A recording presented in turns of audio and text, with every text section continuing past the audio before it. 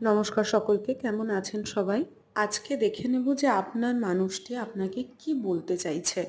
অনেক সময় হয় যে আমরা একসাথে থাকি, কিন্তু অনেক কথা থাকে যেগুলো আমরা সবসময় হয়তো পরিস্থিতির কারণে বা নিজেদেরই কারণে শেয়ার করে উঠতে পারি না। তো আজকে পার্সোনালাইজড কিছু মেসেজেস দেখব কালেকটিভে, যে আপনার মানুষটি কি বলতে চাইছে আপনাকে। আপনার মানুষটির যেটা প্রথম মেসেজ আপনাকে, যে আপনাদের দুজনের যে কম্পিটিং প্রায়োরিটিস, আপনাদের দুজনের হয়তো জীবনে আমাদের প্রত্যেকেরই প্রায়োরিটিস আলাদা হয়, কিন্তু আপনাদের যে কম্পিটিং প্রায়োরিটিস সেটা কিন্তু কোথাও না কোথাও ওনাকে ভীষণ কষ্ট দিচ্ছে। ফার্স্ট অফ অল এটা কিছু কিছু সময় হয় যে আপনি হয়তো ওনার সাথেই থাকেন, ওনার পাশেই থাকেন, কিন্তু তবুও উনি ভীষণ একলা বোধ করেন।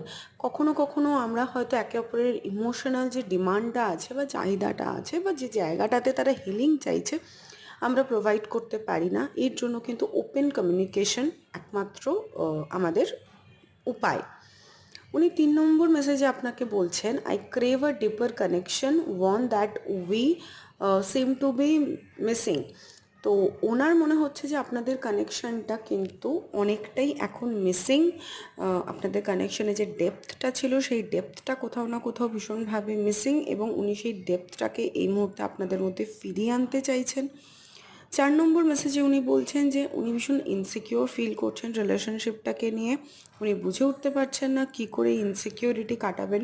হতে পারে এটা আপনার বা ওনার, যেহেতু কালেকটিভ এনার্জি, ভাইস ভার্সা এনার্জিও হতে পারে। কিছু মেসেজ আপনার তরফ থেকে এলো, কিছু ওনার তরফ থেকে এলো। তো উনি এই মুহূর্তে আপনাদের মধ্যে কেউ না কেউ তো ভীষণ ট্রাস্ট ইস্যুসে ভুগছেন এবং ইনসিকিউরিটিতেও ভুগছেন।